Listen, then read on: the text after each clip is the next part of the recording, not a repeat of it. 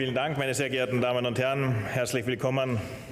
Ich freue mich sehr, dass die Premierministerin Kallas heute hier bei uns zu Gast ist. Wir haben schon sehr früh begonnen, die intensiven Beziehungen zwischen Österreich und Estland eben auszubauen und auch hier weiterzuentwickeln. Wir haben 100 Jahre diplomatische Beziehungen. Das ist eine lange Zeit. Und ich freue mich sehr, dass auch hier vieles gelungen ist, in der unterschiedlichen Geschichte der beiden Länder auch immer wieder innerhalb der europäischen Familie auch darzustellen. Während Österreich 1955 durch den Staatsvertrag frei wurde, auch von der sowjetischen Besatzung, konnte das und haben das vor allem die baltischen Staaten nicht erreichen können. Das war eine große Tragödie. Und es hat gerade in den baltischen Staaten auch sehr viele Opfer gegeben durch den Sowjetkommunismus. Und aus dieser Geschichte heraus und dem wechselseitigen Verständnis heraus sind auch unsere unterschiedlichen Entwicklungen zu verstehen, was immer wieder wichtig ist, um die Vielfalt innerhalb der Europäischen Union auch sozusagen zu beschreiben. Die Themen unseres heutigen Treffens waren die vielfältigen Bedrohungen, die wir zu bestehen haben als Europäische Union und was sie auch für uns bedeuten. Aus österreichischer Sicht ist klar, dass wir den russischen Angriffskrieg gegen die Ukraine verurteilen, vollumfänglich solidarisch sind mit der Europäischen Union und dass wir unsere Neutralität im wahrsten Sinne des Wortes konstruktiv einsetzen, um gemeinsam auch hier aufzuzeigen, dass Krieg und Landnahme durch Armeen niemals mehr politisches Mittel sein soll und auch deswegen hier die volle Unterstützung für die Ukraine. Österreich ist darüber hinaus klar positioniert, wenn es um die Frage im Kampf gegen den Terror geht, in der Frage der Unterstützung Israels und den Kampf gegen die Hamas. Genauso aber ist es für uns wichtig, auch hier Allianzen zu bilden. Und da sind die baltischen Staaten besonders wichtig, weil auch sie bedroht sind von diesem Phänomen, wenn es um den Kampf gegen illegale Migration geht. Wir haben schon erlebt, dass entweder Weißrussland oder die Russische Föderation selbst versucht, immer wieder Druck aufzubauen, mit dem Mittel illegale Migranten an die Grenzen zu führen und die Staaten dann selbst zu destabilisieren. Es braucht hier die vollumfängliche europäische Solidarität. Es braucht die Zusammenarbeit der Sicherheitsbehörden. Und wir sind hier einer Meinung, dass es wichtig ist, dass wir diese Fragen, wie wir Außengrenzschutz weiterentwickeln können, wie wir den Druck von unseren Außengrenzen nehmen können, wie wir auch neue Modelle finden können, wie Asylverfahren in Drittstaaten auch weiter umsetzen können.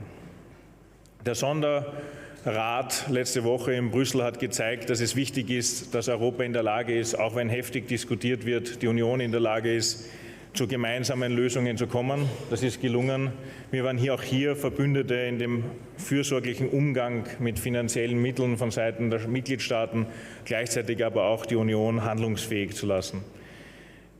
Aus meiner Sicht ist es tatsächlich eine große Freude, nach 100 Jahren diplomatische Beziehungen, dass jetzt vor allem die Premierministerin bei mir ist, heute auch mein Gast sein darf zum Opernball, zu dem Staatsball der Republik, weil die Verbundenheit innerhalb der Union, die Verbundenheit auch durch Besuchsdiplomatie innerhalb der Mitgliedstaaten ein wesentlicher Bestandteil unserer europäischen Tradition ist. Und Kaya, herzlich willkommen nochmals in Österreich.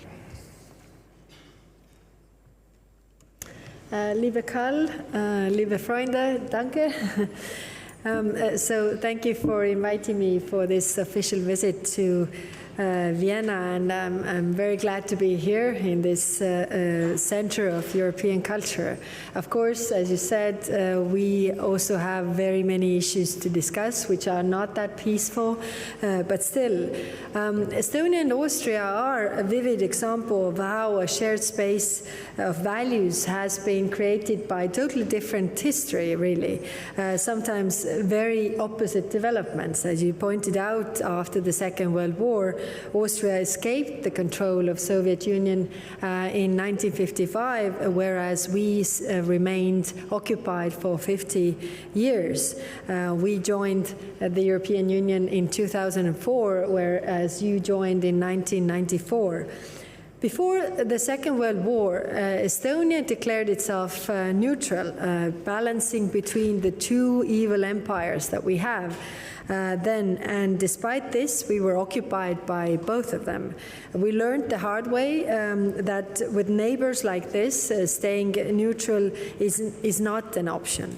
After we escaped the 50 years of Soviet prison in 1991, we decided that we are never going to be alone again. Never without allies, never without friends. That's why we joined the European Union. That's why we joined NATO. Estonia and Austria both became prosperous democratic countries, members of Europe, European Union and Eurozone. Nowadays, we are strong supporters of rules-based international order and international law. This is a decisive defensive shield against a vision of a world where might makes right and where bigger neighbors can overrun their smaller neighbors with impunity. We must also admit to ourselves that this new security situation has come to Europe to stay for a long time. For 2 years now, Ukraine has been resisting Russian aggression and defending its freedom. Estonia believes in Ukraine's victory, but to achieve this, we must also support Ukraine as long as it is needed and as much as it is needed. The one with more ammunition wins. That is the hard truth of any war. The EU's initiative to give 1 million rounds artillery shells to Ukraine must be fulfilled. If necessary, we should think out of the box to achieve that. And in December, we made a historic decision to start negotiation process for the EU accession with Ukraine. I'm equally pleased that we approved this 50 billion support package for Ukraine last week, and we did it with 27 countries together. Unity is our biggest strength.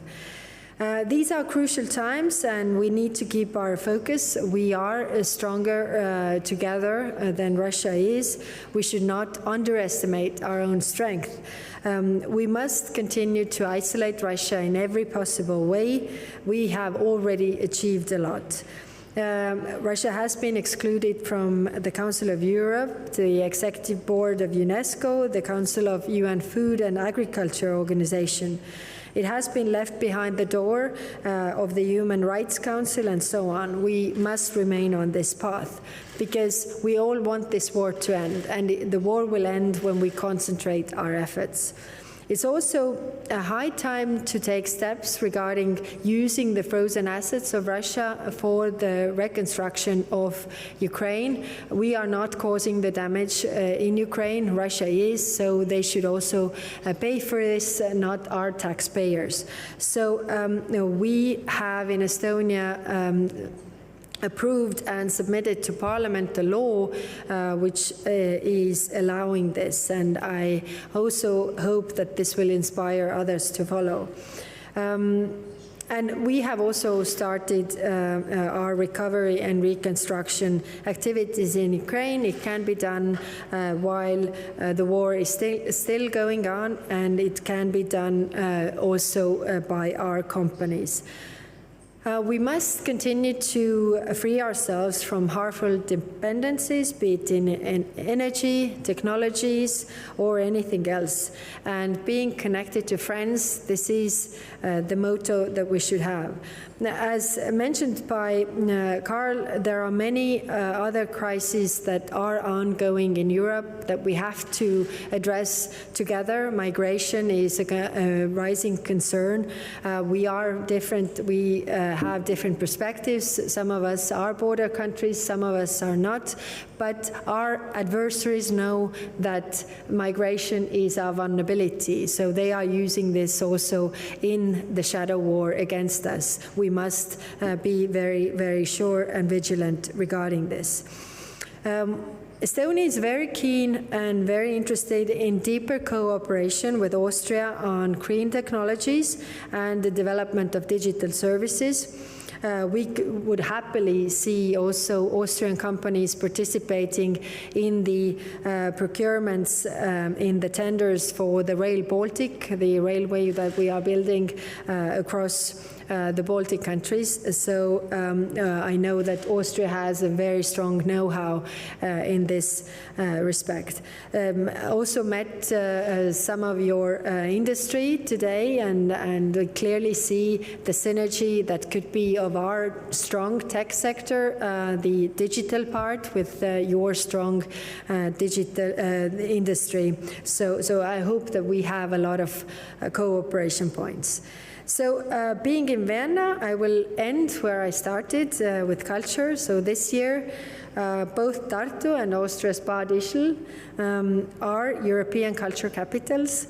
It is a great opportunity to bring our people even more closer together. So welcome everybody to also visit Tartu, which is the second biggest city in Estonia. So thank you. Thank you. And looking forward to the Opera Ball, of course. That is very important. Thank you. Wir haben Zeit für eine kurze Nachfrage, bitte, Herr Schmidt. Thank you, Thomas Schmidt, Austria Press Agency. As you have mentioned Ukraine and the security situation, how can the European Union step up its support in the next future to Ukraine, especially against the background that the US aid package is being blocked, and you have mentioned it with regard to the problems of delivery of ammunition, where Europe has fallen behind, and the Chancellor, how can Austria contribute to that, being that it has a neutral status? Thanks. Danke. What we can all do, I mean, the military strength of the Ramstein coalition that is behind supporting Ukraine is 13 times bigger than that of Russia's heavily inflated one, if you think about the defense budgets. So if all the countries who have been supporting Ukraine would really commit to 0.25% of their GDP in military support to Ukraine, then that would clearly bring the breaking point, because this is surmounting what is needed for winning this war. What we also have to do from our side is boosting our defense industry, because we know that from 1991 until to 2021, the European defense industry has been increased by 16.7%, whereas Americans 60-something%, but Russia 292%, and China 595%. So just to illustrate, and this was before the war, I think this war is a wake-up call for our industry to do more, but it's also for our countries to invest more in defense, because the threat is very real, and in order to deter, to prevent the war in Europe, we have to be credible enough, and that means that we have to be strong enough, because weakness provokes the aggressor, strength keeps it away. Österreichs Rolle ist hier ganz klar. Wir sind tatsächlich jetzt innerhalb der Europäischen Union eine Minderheit. Es gibt 4 Staaten innerhalb der Union, die nicht NATO-Mitgliedstaaten sind. Österreich gehört dazu. Und dennoch waren wir in all unseren Bestrebungen voll solidarisch, wenn es darum geht, die Sanktionen gegen die Russische Föderation zu verhängen und die Ukraine zu unterstützen, nationalstaatlich, immer auf humanitäre Hilfe fokussiert. Oder wenn es auch darum ging, auf europäischer Ebene so zuzustimmen, dass die Unterstützung für die Ukraine möglich ist, eben auch in der militärischen Rüstung, aber von österreichischer Seite das Geld, das freigegeben ist, eben nicht für letale Waffen zur Verfügung gestellt wird, sondern eben in Schutzausrüstung investiert wird. Das heißt, wir werden diesen Weg konsequent fortsetzen. Es ist auch von Seiten der Ukraine unser Weg, weil unsere Geschichte eben eine ist, wo die Neutralität eine wesentliche Rolle spielt. Aber die Ukraine, Präsident Zelensky das immer wieder auch betont, auch weiß und spürt, dass Österreich an der Seite der Menschen in der Ukraine steht, humanitäre Hilfe leistet, selbst auch Kriegsversehrte aufnimmt, auch in einem sehr aufwendigen Verfahren wieder zurückbringt ins Leben, wenn es darum geht, Prothesen für sie zu entwickeln. Es geht von Kindern bis Frauen, die verletzt worden sind durch Artilleriebeschuss. Also es gibt eine Vielzahl Vielzahl von Hilfsmaßnahmen, die Österreich hier setzt. Jeder eben in seiner Stärke. Die Nationen, die militärisch helfen, tatsächlich durch militärische Ausrüstung. Wir als neutrales Land mit humanitärer Hilfe für die Ukraine.